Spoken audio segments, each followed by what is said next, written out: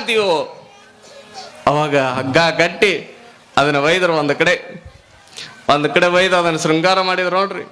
ನಾಯಿನ ಈ ಸಣ್ಣ ಸಣ್ಣ ಮಕ್ಕಳು ಮಾಡಾಕತ್ತಿರ್ತಾವ ನೋಡ್ರಿ, ಅದು ಚಲೋ ಸಮಾಧಾನ ನಾಯಿ ಅವ್ರ ಕೈಯ ಸಿಕ್ತಂದ್ರೆ ಲೆಕ್ಕಕ್ಕೆ ಇಲ್ಲದು.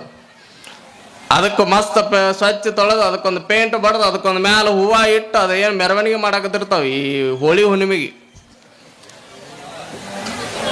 ನೋಡ್ರಿ ಯಾವಾಗ ನಾಗಲಿಂಗಜ್ಜ ಅದಕ್ಕೆ ಹಿಡ್ದು ಹಗ್ಗ ಕಟ್ಟಿದ, ಅದಕ್ಕೆ ದೂರದೊಳಗೆ ಒಯ್ದು ಒಂದು ಕಡೆ ಒಯ್ದು ಅದಕ್ಕೊಂದು ಕೊಳ್ಳಾಗ ಲಿಂಗ ಕಟ್ಟಿದ್ನಂತ ನೋಡ್ರಿ.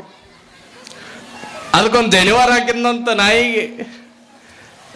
ಅದಕ್ಕೆ ಒಂದು 2-4 ಹೂವು ತಗೊಂಡು ಹೂವು ಇಟ್ಟ ಹಿಂಗ ನಾಯಿಗೆ ಹೂವು ಇಟ್ಟು ಮಸ್ತ್ ಶೃಂಗಾರ ಮಾಡಿ ಆ ನಾಯಿನ ಹಗ್ಗ ದೇಶ ಹಿಂಗೆ ಎಳ್ಕೊಂಡು ಹೊಂಟು ನೋಡ್ರಿ ಕರ್ಕೊಂಡು. ಅದು ಪಾಪ ನಾಯಿ ಬೇಕಾಗಿದ್ದ ಅದಕ್ಕೆ ತಿನ್ನಕ್ ಕೊಟ್ರ ಮತ್ತೆ ಬರೋದು ಅದು. ನೋಡ್ರಿ ಯಾವಾಗ ನಾಯಿನ ಕರ್ಕೊಂಡು ಹಿಂಗ ಹೊಂಟ ಊರೊಳಗ ನಾಯಿ ಮೆರವಣಿಗೆ ಮಾಡ್ಕೊಂತ ಹೊಂಟಾಗ ಶರೀಫಜ್ಜ ಹಿಂದ ಕುಣ್ಯಾಕತ್ತ ಅಂತ, ಕೀರ್ತನ ಮಾಡಕತ್ತ ಅಂತ. ನಾಗಲಿಂಗಜ್ಜ ಮುಂದ ಹೊಂಟಾನ. ಈ ಸಣ್ಣ ಸಣ್ಣ ಮಕ್ಳು ಯಾವಾಗ ಈ ನಾಯಿನ ನೋಡಿದ್ವಲ್ಲ ಬಂದು ನೋಡ್ರಿ ಕುಣ್ಕೊಂತ. ಮನೆಯಾಗಿದ್ದ ಡಬ್ರಿ ತಗೊಂಡು ಬಂದು ಏನೇನ ತಗೊಂಡು ಬಂದು ಬಾರ್ಸಾಕತ್ತು. ಹಂಗ ಕುಣ್ಕೊಂತ ನಾಯಿ ಜೊತೆ ಹೊಂಟು ಮನಿ ಹಿಂಗೆ ಹೊಂಟ್ರು ನೋಡ್ರಿ ಕುಂದಗೋಳದೊಳಗ. ಅದೊಂದು ಜಾತ್ರೆ ವೈಭವನ ಆತದ. ಬಹಳ ಜನ ತಿಳಿಲಾರ್ದವ್ರು ಬೈಯಾಕತ್ರ ಮತ್ತೆ ಬೈಲಾರ್ದ ಇರ್ತಾರೇನ್ರಿ. ನೀವು ಆಗಿದ್ದಂದ್ರೆ ಊರೊಳಗೆ ಬೈತಿದ್ದೆ, ಇದೇನು ಸನ್ಯಾಸಿ ಕೆಲಸ ಐತಿಲ್ಲ ನಾಯಿ ಜಾತ್ರೆ ಮಾಡಕತ್ತ ನೋಡು. ನೋಡ್ರಿ ನಾಗಲಿಂಗ ಅಜ್ಜ ಹಿಂಗ ಕುಣಿಯೋರು ಅದಕ್ಕೊಂದು ಡ್ಯಾನ್ಸ್ ಮಾಡ್ಕೊಂತ ನಾಯಿನ ಕರ್ಕೊಂಡ ಹಿಂಗ ಹೊಂಟಾನ. ಹಿಂಗ ಮನಿ ಹೋಗುವಂತ ಸಂದರ್ಭದೊಳಗ ಒಂದು ದೂರದೊಳಗ ಒಂದು ಗೌಡ್ರ ಮನಿ. ಆ ಗೌಡನ ಹೆಸರು ಭೀಮರಾಯನ್ ಗೌಡ ಅಂತ ಆತನ ಹೆಸರು. ಆತನ ಮಗನ ಸೋಮನ್ ಗೌಡ ಅಂತ ಆತನ ಹೆಸರು. ಯಾವಾಗ ಗೌಡನ ಮನೆಗೆ ಹಿಂಗ ಹೊಕ್ಕನ ನಾಗಲಿಂಗ ಅಜ್ಜ ಶರೀಫ್ ಅಜ್ಜ ಹುಡುಗರನ್ನ ಕರ್ಕೊಂಡು ಮನೆ ಒಳಗ ಗೌಡ ಅಂತ ಕರೀತಾನ. ಭೀಮನ್ ಗೌಡ ಇರ್ಲಿಲ್ಲ. ಯಾವಾಗ ಭೀಮನ್ ಗೌಡ ಇರ್ಲಿಲ್ಲ ಆತನ ಮಗ ಸೋಮನ್ ಗೌಡ ಹೊರಗೆ ಬಂದ ಏ ಯಾರೋ ನೀನು? ಅವಾಗ ನೀ ಯಾರ ಅಂದ. ನಾನು ಹೋಲಿ ಬಿಡ, ಇದೇನ್ ನಾಯಿ ಹಿಂಗ್ಯಾಕ ಮಾಡ್ರಿ ಇದನ್ನ? ಇದ್ರ ಅವತಾರ ಏನು? ನಾಯಿಗೆ ಹಂಗೆಲ್ಲ ಮಾಡೋದು, ಹೂವ ಎರಸೋದು, ಅದಕ್ಕೊಂದು ಲಿಂಗ ಕಟ್ಟಿ ಅದಕ್ಕೊಂದು ಜನಿವಾರ ಕಟ್ಟಿ ಬುದ್ಧಿಗೆ ದೈತಿಲ್ ನನಗಂತ ಬಯಕತ್ತ ಮಗ. ನಾಗಲಿಂಗ ಅಜ್ಜ ಬಹಳ ಸಿಟ್ಟಿಗೆ ನಾವು. ಶರೀಫ್ ಅಜ್ಜ ಸ್ವಲ್ಪ ಸಮಾಧಾನ ಆದ್ರೆ ನಾಗಲಿಂಗ ಅಜ್ಜ ಬಹಳ ಬೆರಕಿ ಸಿಟ್ಟು. ಯಾವಾಗ ಯಾರ ವಾದ ಮಾಡಕ್ಕ ಬರ್ತಿದ್ರು ಅವ್ರನ್ನ ಯುದ್ಧದೊಳಗ ಸೋಲಿಸ ಬಿಡ್ತಿದ್ದ. ಅಷ್ಟು ಭಯಂಕರ ಖಡಕ್ ಮಾತುಗಳು ನಾಗಲಿಂಗ ಅಜ್ಜ ಬಯಕತ್ತ ಅಂತ ಸೋಮನ್ ಗೌಡ ನಾಗಲಿಂಗ ಅಜ್ಜ ಉತ್ತರಗಳನ್ನು ಕೊಡಾಕತ್ತ. ಇಬ್ಬರಿಗೆ ವಾದ ನಡೆಯಾಕತ್ತಿತ್ತು. ಹಿಡ್ರಿ ಇವನ ನಾಯಿ ಕಟ್ಟಾನ, ನಾಯಿನ ಹಿಡಿಯೋ ಬದ್ಲು ಇವನ ಕಟ್ಟು ಬಿಡ್ರಿ ಅನ್ನೋದೇ ತಡ ಆ ಸೋಮನ್ ಗೌಡನ ಅಪ್ಪ ಭೀಮನ್ ಗೌಡ ಅಲ್ಲಿ ಬಂದ. ಯಾವಾಗ ಭೀಮನ್ ಗೌಡ ಬಂದ ನೋಡ್ತಾನ, ಹುಚ್ಚಿಗೆ ಚದಿ ಏನೇನು ಯಾರಿಗೂ ಬೈಯಾಕತಿ? ಅಪ್ಪ ಇವ್ ಯಾರು ನೋಡಿವ ಹರಕ ಬಟ್ಟೆಗಳನ್ನ ಉಟ್ಕೊಂಡಾನ, ಕೂದಲೆಲ್ಲೆಲ್ಲೋ ಹೋಗ್ಯಾವು, ಮೈಯೆಲ್ಲ ವೇಷ ನೋಡಿ ಈತನದ ಯಾರೋ ಬಂದಾನ, ನಾಯಿ ಹಿಡ್ಕೊಂಡು ಬಂದಾನ, ಮೆರವಣಿಗೆ ಮಾಡಾಕತ್ತಾರ, ಜಾತ್ರೆ ಮಾಡಾಕತ್ತಾರಂತ ಬುದ್ಧಿಗೆ ದೈತಿಲ್ಲ ಇವ್ರಿಗೆ.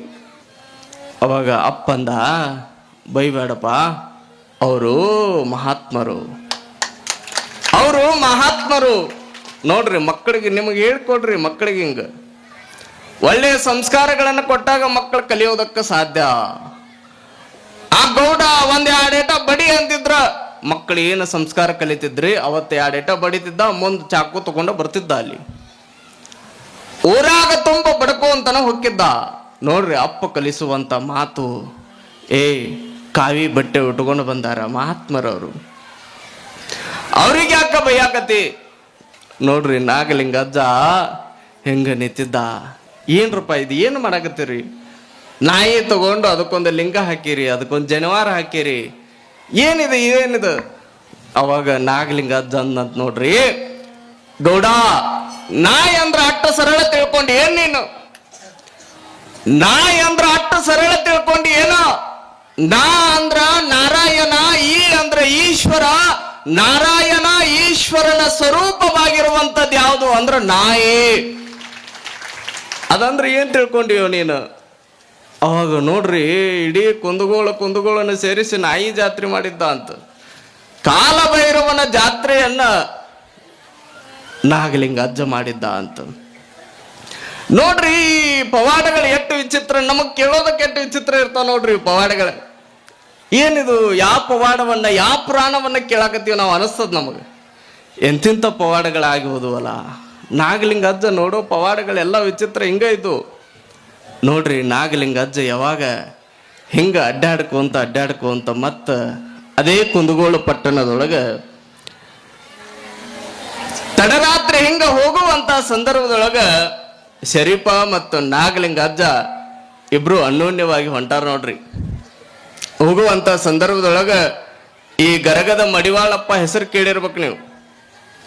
ಗರಗದ ಮಡಿವಾಳಪ್ಪ ಬಹಳ ದೊಡ್ಡ ತತ್ಪುರುಷ ಆತನ ಎರಡೂ ಕಣ್ಣುಗಳು ಇರ್ಲಿಲ್ಲ. ಆದ್ರೆ ಮಡಿವಾಳಪ್ಪ ಏನು ನುಡಿತಾನಲ್ಲ ಅದು ಸತ್ಯ ಆಕಿತ್ತಂತ. ಮಡಿವಾಳಪ್ಪ ಏನು ಕೊಡ್ತಾನಲ್ಲ ಅದು ಕರೆ ಆಗ್ತಿತ್ತಂತ. ಗರಗದ ಮಡಿವಾಳಪ್ಪ ಅವರು ಚರಿತ್ರೆ ಕೇಳೋದು ಒಂದು ಬಹಳ ಅದ್ಭುತ ನೋಡ್ರಿ. ಗರಗದ ಮಡಿವಾಳಪ್ಪ ಯಾವಾಗ ಅಲ್ಲಿ ಇವ್ರ ಜೊತೆಗೆ ಬರ್ತಾನ, ಗರಗದ ಮಡಿವಾಳಪ್ಪ ಮತ್ತು ನವಲಗುಂದದ ನಾಗಲಿಂಗಜ್ಜ ಮತ್ತು ಶಿಶುನಾಳದ ಶರೀಫರು 3 ಜನ ಕೂಡಿದ್ರು. ಗರಗದ ಮಡಿವಾಳಪ್ಪ ಹಿಂಗ ಮತ್ತೆ ಯಾವಾಗ್ಲೂ ಹಿಂಗ ತಿರ್ಗಾಡ್ಕೊಂತನ ಹೋಗೋರು ಇವರು. ಹೋಗುವಂತ ಸಂದರ್ಭದೊಳಗ ಗರಗದ ಮಡಿವಾಳಪ್ಪ ಒಂದು ಬಂಗಾರದ ಲೋಟವನ್ನು ಒಂದು ಬ್ಯಾಗ್ ಒಳಗೆ ತಂದಿದ್ದ. ಬ್ಯಾಗ್ ಒಳಗ ಬಂಗಾರದ ಲೋಟ ತಂದಿದ್ದ. ಅದ್ರ ಒಳಗೆ ಯಾವಾಗ್ಲೂ ಕೂಡ ನೀರು ಕುಡಿಯೋ ಮಡಿವಾಳಪ್ಪ. ಅದನ್ನ ತನ್ನ ಕೈ ಚೀಲದೊಳಗೆ ಇಟ್ಕೊಂಡಿದ್ದ. ಮತ್ತ ನಾವ್ ಅನ್ನಕತ್ತಿರ್ತೀವಿ ನೋಡ್ರಿ, ಮನೆ ಒಳಗಿಟ್ಟ CCTV ಇಟ್ರನ ಬಂಗಾರ ಸೇಫ್ ಇಲ್ಲ. ಮತ್ತೆ ಇಟ್ಕೊಂಡು ಬ್ಯಾಗ್ ಒಳಗೆ ಇಟ್ಕೊಂಡು ಅಲೆದಾಡೋದಂದ್ರ ಬಂಗಾರ ಸೇಫ್ ಆಗಿರ್ತದೇನ್ರಿ? ನೀವ್ ಅನ್ನಕತ್ತಿರ್ತೀರಿ ಹುಚ್ಚಿಗಿಚ್ಚದಿ ಏನೋ ಒಯ್ದು ತೆಗೆದಿಡಿ ಎಲ್ಲರ ಬ್ಯಾಂಕ್ನಾಗ ಇಡ ಅನ್ನಕತ್ತಿರ್ತೀರಿ ನೀವು.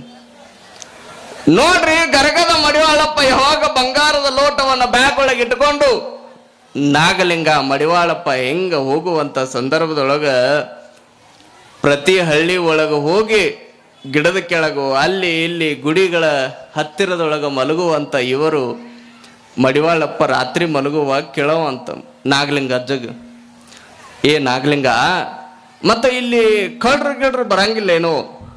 ಅವಾಗ ನಾಗಲಿಂಗ ಅಜ್ಜ ಅನ್ನವಂತ, ಯಾರೋ ಬರಂಗಿಲ್ಲ ತಗೋ, ಯಾರ ಬಂದ್ರ ನಾ ಅದಿನಲ್ಲ. ನೋಡ್ರಿ, ಯಾವಾಗ ನಾಗಲಿಂಗ ಅಜ್ಜ ಬಹಳ ನೋಡ್ರಿ ಶಕ್ತಿ ಹೆಂಗಂದ್ರ, ನಿನ್ನನ್ನು ಕಾಯೋದಕ್ಕ ನಾನು ಅದಿನಲ್ಲೋ, ಎದಕ್ಕೆ ವಿಚಾರ ಮಾಡ್ತೀಯ ಅನ್ನೋವಂತ. ಹಿಂಗ ಮತ್ತ ಮುಂದಿನ ಹಳ್ಳಿಗೆ ಮುಂದಿನ ಹಳ್ಳಿಗೆ ಹೋದಾಗ ಮತ್ ಮಡಿವಾಳಪ್ಪ ಅದನ್ನ ಕೇಳೋ, ಏ ನಾಗಲಿಂಗ, ಇಲ್ಲಿ ಏನ್ರ ಕಳ್ರ ಅದಾರೇನೋ ಈ ಊರಾಗ? ಅವ ನಾಗಲಿಂಗ ಅಜ್ಜ ಅನ್ನವಂತ, ಈ ಊರಾಗ ಇಲ್ಲ ತಗೊಳ್ಳ, ಯಾಕೆ ಚಿಂತೆ ಮಾಡ್ತೀನಿ, ಅದಿನಲ್ಲಿ ನಿನಗೇನ್ರ ಆದ್ರ. ಮತ್ ಹಿಂಗ 3-4 ಹಳ್ಳಿಗಳನ್ನ ಹಿಂಗ ತಿರುಗಾಡ್ಕೋಂತ ಹೋಗುವಂತ ಸಂದರ್ಭದೊಳಗ ಮಡಿವಾಳಪ್ಪ ಇದನ್ನ ಪದೇ ಕೇಳೋ, ಏ ಕಳ್ರದಾರೇನ್ ನೋಡು ಈ ಊರಾಗ, ಏ ನಾಗಲಿಂಗ ಕಳ್ರದಾರೇನ್ ನೋಡು ಹಿಂಗ ಅನ್ನುವಂತ ಸಂದರ್ಭದೊಳಗ ನಾಗಲಿಂಗ ಅಜ್ಜಗೆ ಸ್ವಲ್ಪ ಡೌಟ್ ಬಂತ ನೋಡ್ರಿ. ಏನ ಡೌಟು? ಇವ್ ಎದಕ್ಕೂ ಮಡಿವಾಳಪ್ಪ ಹಿಂಗ ಅನ್ನಾಗತ್ತಾನ? ಮಡಿವಾಳಪ್ಪ ಇದನ್ನ ಯಾಕೆ ಕಳ್ರದಾರ ಅಂತ ಕೇಳಾಕತ್ತಾನ. ಏನ್ರ ಕಿಮ್ಮತ್ತಿನ ವಸ್ತು ತಂದಿರ್ಬೇಕು ಅನ್ಕೊಂಡ, ಏನ್ರ ಬಹಳ ಕಿಮ್ಮತ್ತಿನ ವಸ್ತು ತಂದಿರ್ಬೇಕಂತ ತಿಳ್ಕೊಂಡು ಹಿಂಗ ಹೋಗುವಂತ ಹಾದಿ ಒಳಗ ನಾಗಲಿಂಗ ಅಜ್ಜ ಅಂದಂತ, ಏ ಮಡಿವಾಳಪ್ಪ, ನಿನ್ನ ಕೈ ಚಿಲ್ತಾರೋ ನಾ ಹಿಡ್ಕೊಳ್ತೀನಿ, ನಿನಗ ಬಹಳ ಭಾರ ಆಗತ್ತೇನೋ ವಜ್ಜಾಗತ್ತೇನೋ ನನ್ನ ಕೈ ಕೊಡು ಹಿಡ್ಕೊಳ್ತೀನಿ. ಅವಾಗ ಮಡಿವಾಳಪ್ಪ ಅಂದ, ಏ ಬೇಡ, ಏ ಮಡಿವಾಳಪ್ಪ ಕೊಡು. ಅವಾಗ ಹಿಂಗ ಕಸ್ಕೊಂಡು ಕೈ ಒಳಗೆ ಹಿಡ್ಕೊಂಡಂತ ಮಡಿವಾಳಪ್ಪ ಮುಂದ ಹೋಗುವಂತ ಸಂದರ್ಭದೊಳಗೆ ನಾಗಲಿಂಗ ಅಜ್ಜ ಹಿಂದಿದ ಸೊಕಾಸ ಅದನ್ನ ತೆಗ್ಯಾಕತ್ ನೋಡ್ರಿ, ಬ್ಯಾಗ್ ತೆಗ್ಯಾಕತ್ತ. ಅದ್ರೊಳಗೆ ಹಿಂಗ ಹೈಕ್ಯಾಕೆ ನೋಡ್ತಾನೆ, ಕೆಮ್ಮತ್ತಿನ ಬಂಗಾರದ ಲೋಟ ಇತ್ತು ಅದ್ರೊಳಗೆ. ನಾಗಲಿಂಗ ಅಜ್ಜ ಯಾವಾಗ ಇದನ್ನ ನೋಡಿದ, ಓಹೋ ಇದ್ರ ಸಲುವಾಗಿ ಐತೇನೆ ಇದು ಕಳ್ರದ ಆಟ, ಇದೇ ಇಲ್ಲಾರ್ದಂಗ ಮಾಡಿಬಿಟ್ನಂದ್ರೆ ಇವ್ಯಾಕೆ ಅನ್ಸುತ್ತಾನ. ನಾಗಲಿಂಗ ಅಜ್ಜ ಹಿಂಗ ವಿಚಾರ ಮಾಡಿ ಹೋಗುವಂತ ಸಂದರ್ಭದೊಳಗ ಆ ಲೋಟ ಹೆಂಗ ತೆಗೆದುಕೊಂಡವನ ದೂರದೊಳಗೆ ಹಿಂಗ ಬೀಸಿಬಿಟ್ಟು ನೋಡ್ರಿ, ಆಯ್ತದ ಲೋಟ, ಬಂಗಾರದ ಲೋಟ, ಕಿಮ್ಮತ್ತಿನ ಬಂಗಾರದ ಲೋಟನ ಒಗದವ. ಮತ್ತ ಹಿಂಗ ಕೈಚೀಲ ಹಿಡ್ಕೊಂಡು ಮುಂದಿನ ಹಳ್ಳಿಗೆ ಹೋದ. ಮತ್ತ ವಿಚಾರ ಮಾಡಿದ ನಾಗಲಿಂಗಜ್ಜ, ಇದು ಮತ್ತ ಬಂಗಾರದ ಲೋಟ ಬಹಳ ವಜ್ಜ ಆಗಾಕತ್ತಿದ ಕೈಚೀಲ ಒಳಗ. ಮತ್ತ ಅವನ್ ಕೈಯಾಗ ಕೊಟ್ಟನೆ ಅಂದ್ರೆ ಡೌಟ್ ಬರ್ತೈತಿ, ಇದ್ರೊಳಗೆ ಇಲ್ಲ ಅಂತ ಡೌಟ್ ಬರ್ತೈತೆ, ಇದ್ರೊಳಗೆ ಏನ್ರ ಒಂದು ಹಾಕ್ಬೇಕಲ್ಲ. ವಿಚಾರ ಮಾಡಿ ಕೆಳಗೆ ಒಂದು ಕಲ್ಲು ಇತ್ತು, ಆ ಕಲ್ಲನ್ನು ತಗೊಂಡು ಅದ್ರೊಳಗೆ ಸೇರಿಸಿದ್ ನೋಡ್ರಿ ಬ್ಯಾಗ್ ಒಳಗ ಕಲ್ಲು ಹಾಕಿ ಮತ್ತ ಹಿಂಗ ತಗೊಂಡು ಹೋಗಿ ಅವನ್ ಕೈ ಕೊಟ್ಟ. ಮಡಿವಾಳಪ್ಪ ಮತ್ತ ಹಿಂಗ ಕೈ ಚೀಲ ಹಾಕೊಂಡು ಮತ್ ಹೊಂಟ ನೋಡ್ರಿ. ಮುಂದಿನ ಹಳ್ಳಿಗೆ ಹೋದ. ಮತ್ತ ಕೇಳಿದ, ಏ ನಾಗಲಿಂಗ, ಇಲ್ಲಿ ಕಳ್ರದಾರೇನ್ ನೋಡು. ಅವಾಗ ನಾಗಲಿಂಗ ಅಜ್ಜ ಏನ್ ಅನ್ಬೇಕ್ರಿ, ಕಳ್ರೆ ಗಿಳ್ರೆ ಹಿಂದಿನ ಹಳ್ಳಿಯಾಗ ಓಡಿ ಹೋದ್ರು ಅವ್ರು, ಇಲ್ಲೇನು ಬರಂಗಿಲ್ಲ ತಗೋರು, ನೀ ಸುಮ್ಮಕ್ಕೋ ಅಂದವ. ಇಟ್ಟು ಅನ್ನೋದೇ ತಡ ಡೌಟ್ ಬಂದ್ ನೋಡ್ರಿ ಮಡಿವಾಳಪ್ಪಗ. ಓ ಹಿಂಗ ಅನ್ನಕತ್ತಾನಂದ್ರ ಮಗ ಏನೋ ಮಾಡ್ಯಾನ ತಡಿ ಅಂತ ತಿಳ್ಕೊಂಡು, ಏ ಮಡಿವ ನಾಗಲಿಂಗ, ನನ್ನ ಕೈಚೀಲ ಎಲ್ಲೈತು? ಏ ಇಲ್ಲೈತ್ ನೋಡಿ, ಇಲ್ಲೈತ್ ನೋಡಿ, ಎದಕ್ ಬೇಕದ? ತಾಯಿಲಿ. ಅವಾಗ ಮಡಿವಾಳಪ್ಪ ಹೆಂಗ ಕೈಚೀಲ ತೆಗದ್ ನೋಡ್ತಾನ, ಅದ್ರೊಳಗೆ ಕಲ್ಲಿತ್ತು. ಏನೋ ಇದು ಕಲ್ಲಿಟ್ಟಿಯಲ್ಲ, ಇದ್ರೊಳಗ ಬುದ್ಧಿಗಿದ್ದು ಐತಿಲ್ ನಿನಗ? ನನ್ನ ಬಂಗಾರ ಲೋಟ ಎಲ್ಲೈತದ? ಕಳು ಮಾಡಿದೇನ್ ನೀನ್ ನಾಗಲಿಂಗ ಅಜ್ಜ ಬಹಳ ಚಲೋ ಅಂತ ಅಂತಾರ, ಕಳು ಮಾಡಿ ಏನದನ? ಅವಾಗ ನಾಗಲಿಂಗ ಅಂದ, ನಾನ್ಯಾಕ ಕಳು ಮಾಡ್ಲಿ, ಅದ ಎಲ್ಲಿ ಸೇರ್ಬೇಕಾಗಿತ್ತು ಅಲ್ಲಿ ಸೇರಿಸಿದೆ ಅದನ್ನ ಅಂದ. ನಾಗಲಿಂಗ ಅಜ್ಜ ಯಾವಾಗ ಹಿಂಗ ಅಂದ, ಮಡಿವಾಳಪ್ಪ ಭಯಕತ್ ನೋಡ್ರಿ. ಏ ನಾಗ ಬುದ್ಧಿ ಐತಿಲ್ಲ ನನಗ? ಬುದ್ಧಿಗಿದ್ದೆ ಐತಿಲ್ಲ? ಆ ಬಂಗಾರ